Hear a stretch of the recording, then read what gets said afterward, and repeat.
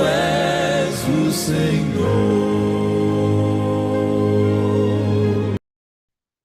A paz do Senhor Jesus Cristo a todos que nos ouvem e nos veem, seja no nosso canal no YouTube, Paulo Rogério da Cunha, seja através do nosso grupo lá no WhatsApp, que leva agora o nome de O que é a Igreja, porque é o estudo que nós estamos atravessando.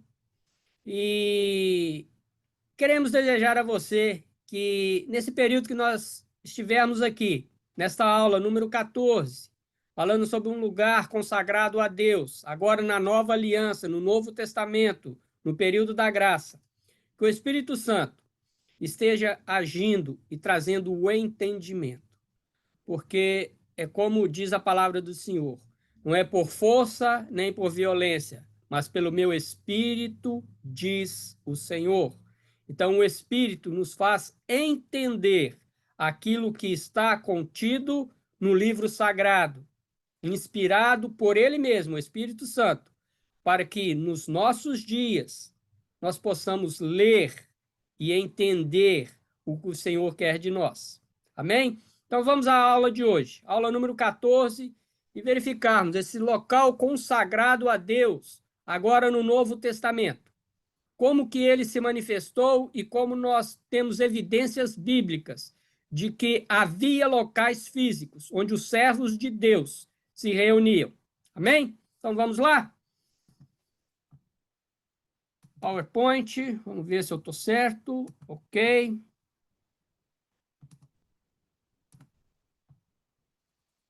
Ok, então vamos voltar um pouquinho. Um local físico para adoração a Deus. Aula número 14. Agora nós vamos falar da nova aliança. Como nós já dissemos, a nova aliança é o Novo Testamento. Ele parte, depois da ressurreição de Cristo, a fundação da igreja e a pregação do evangelho.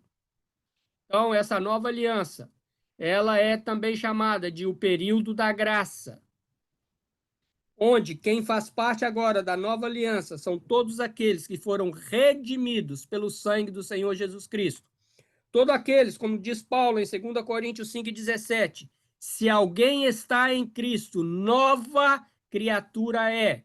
As coisas velhas já passaram, eis que tudo se fez novo. Então, é um novo começo, uma nova aliança, da qual nós podemos dizer que, através de Cristo, nós fomos salvos. E agora, nós fazemos parte do corpo de Cristo. Nós somos a noiva do Cordeiro. Nós somos a nação santa, o povo adquirido de Deus, independente de raça e nacionalidade. Todos nós. Então, vamos lá. Olha, esse texto aqui, tá? Eu escrevi querendo dizer o seguinte, é aquilo que nós já falamos lá na aula sobre os desigrejados, de quererem desvirtuar a verdade do Evangelho, quererem desvirtuar a verdade que está na Bíblia. Sim, nós somos templo do Espírito Santo, sim. Deus não habita em santuários feitos por homens, sim, mas Deus não habita em santuários feitos por homem desde que aquele santuário não tivesse sido consagrado a ele.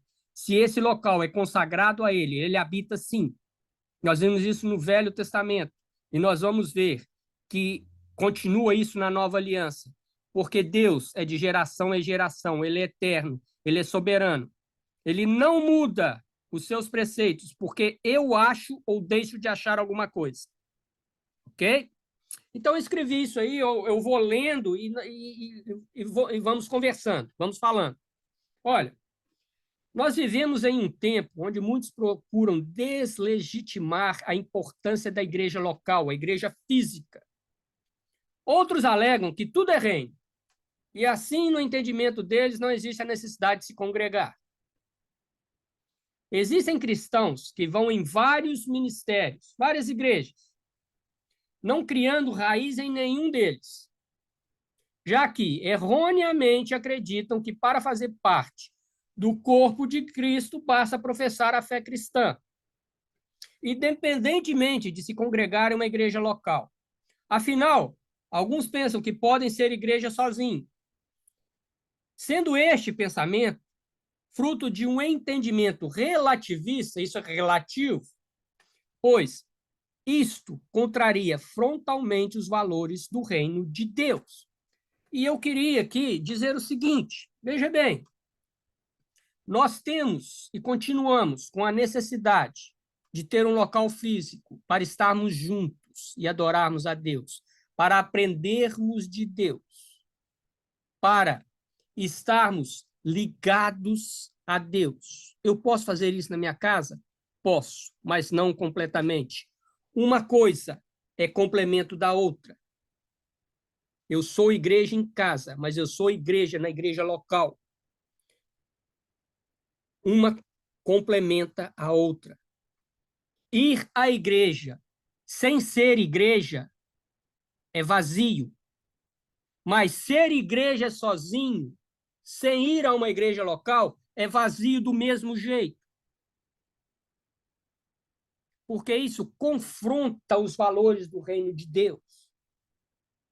Nós vamos ver que na nova aliança, Jesus procurou locais que eram físicos para pregar o seu reino. Não era para pregar a lei de Israel, não. Como muitos dizem, não. Naquele tempo era a lei. Não. Deus usou, talvez... Não, Deus usou, não, desculpa. Jesus usou locais físicos que na antiga aliança eram usados para ser o cumprimento da lei, mas também local de habitação de Deus, como nós já estudamos.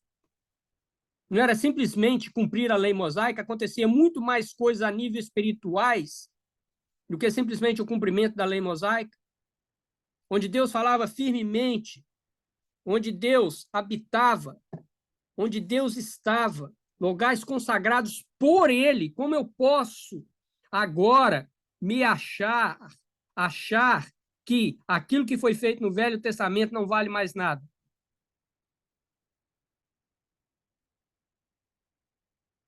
Hã? Vocês lembram que na aula passada nós estudamos que Salomão disse que ali seria local de oração, local de perdão? Isso não tem a ver nada com a lei mosaica, mas tem a ver com relacionamento com Deus. E agora nós que fazemos parte do corpo de Cristo, nós temos a necessidade de nos reunirmos para aprendermos. Porque o ID não foi para eu, foi para nós. Ide pregai o evangelho a toda criatura. A ordem saiu de Jesus no singular, mas o seu cumprimento é plural. É um grupo de pessoas chamadas noiva do Cordeiro, corpo de Cristo que prega o evangelho. E se esse corpo não está ligado, ele não tem força espiritual, que eu chamo de fé, para pregar o evangelho. Então é simplesmente uma ideia que não cabe dentro da palavra de Deus. Até porque o Senhor, no tempo em que ele passou aqui, diz Mateus 4:23 o seguinte: ele, Jesus, percorreu então toda a Galileia, ensinando nas sinagogas deles e pregando as boas novas do reino. Então Jesus usou lugares físicos para pregar o evangelho dele, as boas novas dele, de Jesus, não da lei mosaica. Era as boas novas do reino. Esse reino já estava sendo implantado com a presença de Jesus aqui e que se consagrou, né, com seus nos 4 evangelhos, com a sua pregação e depois na sua continuidade com os apóstolos e com os livros do Novo Testamento, com as cartas do Novo Testamento. Então, veja bem, tome cuidado ao afirmar sem ter conhecimento. Mateus 4:23. 23, desculpa. Ele percorreu, então, toda a Galileia. Ele fez toda uma região. Isso aqui é só um versículo. Ele foi em outros lugares. Foi em outras sinagogas. Por quê? Vou dar só um parênteses aqui. Havia o templo em Jerusalém. Ali era o local central da adoração. Né? As principais festas de Israel, né, da lei mosaica, eram feitas em Jerusalém. Mas Jesus foi apresentado ao templo em Jerusalém. Jesus também chegou naquele templo e viu que ali era covil, quer dizer, estavam negociando dentro do templo da casa de Deus. E ele saiu realmente tirando tudo aquilo, né? Fala sobre chicote, então quer dizer, ele usou mesmo a força e tirou e falou: esta será chamada a minha casa, e a minha casa é casa de oração. Por que é casa de oração? Porque liga com o templo lá de Salomão, onde o próprio Salomão pediu que aquele local fosse local de oração. Então é muito mais espiritual do que um entendimento relativista fraco de que eu sou igreja. Você é igreja. Mas sem os outros que também são igreja, você é sozinho e, infelizmente, você contraria frontalmente os valores do reino de Deus. Porque Jesus pregou as boas novas do reino dentro de um lugar físico. Ele pregou entre as multidões, mas ele usou o lugar físico chamado sinagoga para pregar. A Bíblia fala da igreja como um corpo, onde nós somos membros de Cristo. E o cabeça é Cristo. Todos, como membros desse corpo, são importantes para o funcionamento dele, independente do dom ou talento que exerçam. Todos se completam. Aqui está a diferença entre você ser igreja sozinha e você ser igreja com relacionamento, ser igreja com outro que é igreja, porque se completam. Você sozinho não consegue ser igreja, porque não é assim que a Bíblia ensina. A Bíblia ensina relacionamento entre cristãos. A Bíblia ensina amor entre cristãos. A Bíblia ensina que todos se complementam e todos glorificam a Deus juntos. Nós precisamos um dos outros. A Bíblia diz isso no Novo Testamento muito claramente. Então, ninguém é igreja sozinho. Você precisa do seu irmão. Eu preciso de você. E para isso, nós temos a necessidade de nos encontrarmos. E é o que nós chamamos hoje de congregarmos num local físico. Fica mais fácil nos encontrarmos. Ok? Um corpo que nunca está junto. Eu sou igreja individual na minha casa. Um corpo que nunca está junto não tem vida e nem funciona. Da mesma maneira que uma família que nunca se vê ou se encontra, ela se desliga. Então, o que acontece com esses que têm essa ideia de ser igreja ou ser desigrejado, não precisar, com certeza, ele está se desligando da sua fé, ele está se ligando do seu amor, ele está se desligando do seu relacionamento, da qual Deus pede a todos que o servem, da qual Cristo juntou na cruz do Calvário, derramando o seu sangue, fazendo de nós um só corpo, um só rebanho e tendo um só pastor. Na nova aliança, Deus não mudou seus planos. Ele continua pedindo um local físico para a sua adoração. Nós começamos a ver aqui o exemplo de Jesus frequentando as sinagogas e ensinando o seu reino, não ensinando a lei mosaica. Ele ensinava o seu reino, o reino de Deus. O reino em que o Pai tinha passado a ele. Agora, isso se faz através da igreja fundada pelos apóstolos. Então, esses locais físicos foi fundado pelos apóstolos. E na doutrina aprendida com Jesus, o cabeça da igreja, se vê também evidências claras de locais físicos onde o corpo de Cristo se reúne para adorar a Deus, para compartilhar a felicidade de serem chamados filhos de Deus. Essa felicidade de estarmos juntos proclamando a glória de Deus e a felicidade de estarmos em comunhão e entendermos que nós somos filhos de Deus. Só quem vive em comunidade sabe o valor que tem, sabe a força que dá, sabe a fé que aumenta, sabe a oração que é respondida, sabe o clamor que é escutado por Deus. E sabe como que o momento da adoração ao Senhor é tão importante e que enche os nossos corações e que enche aquele local de vida e vida em abundância. Deus planejou a igreja para que os cristãos pudessem ser companheiros de caminhada, exortando e sendo exortados pelo Espírito e uns aos outros, em amor fraternal. Por isso, não é concebível a teoria do culto exclusivo e distante da comunidade dos irmãos. Eu vou fazer tudo.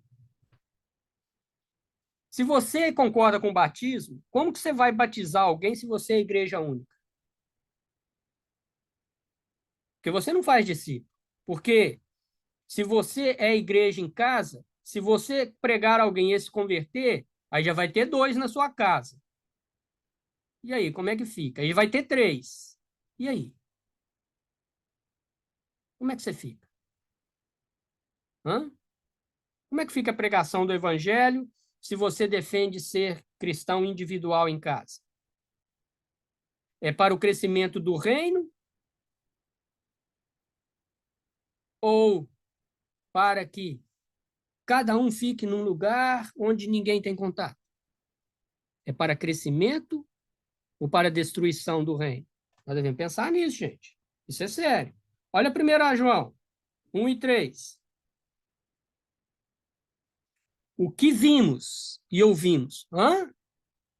Olha, então se ele viu e ouviu, havia mais gente. Isso vos anunciamos, para que também tenhais comunhão conosco. Ah, tenhais comunhão conosco, quer dizer, tenhais comunhão. João falando, ah, tenhais comunhão comigo. Então ele está falando com mais gente. Não é ele, João e João. Ele, João, falando com ele, João. Não. Ele estava falando com mais alguém. E ele tinha experimentado algumas coisas do convívio com esses alguém, com essas pessoas. Então, aqui já diz que não é individualidade.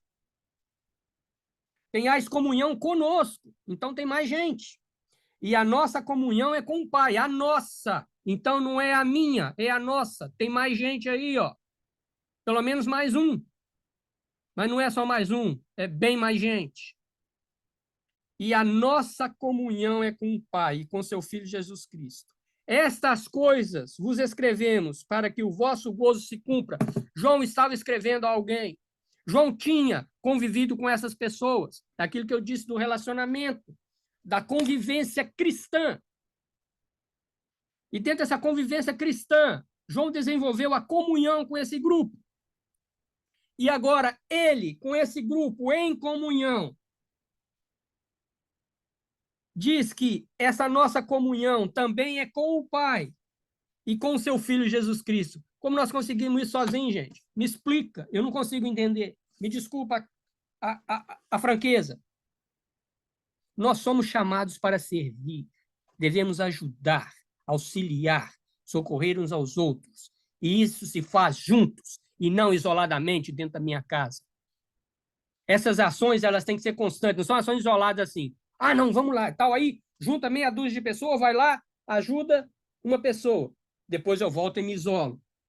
Aí depois eu vou de novo e faço. Aí eu volto e me isolo. Aí eu faço mais uma vez, depois eu volto e fico sozinho. Não, Deus está chamando a constância. A constância deve fazer parte da vida cristã. A constância deve fazer parte da comunhão cristã. Termos constância é um bom indicador que a nossa fé está firmada na rocha que é Cristo. Então é o seguinte, nós vamos ver pontos que ficam evidentes na história da igreja, que ela tinha e hoje tem locais físicos para adoração ao Deus vivo. Isso é bíblico. Eu te provo na Bíblia. Eu te mostro na Bíblia. Está escrito. Ok? Na próxima aula, nós vamos dar uma ênfase nesses locais físicos para adoração a Deus e evidências que existiram esses locais no tempo dos apóstolos e que isso se expandiu até os nossos dias de hoje.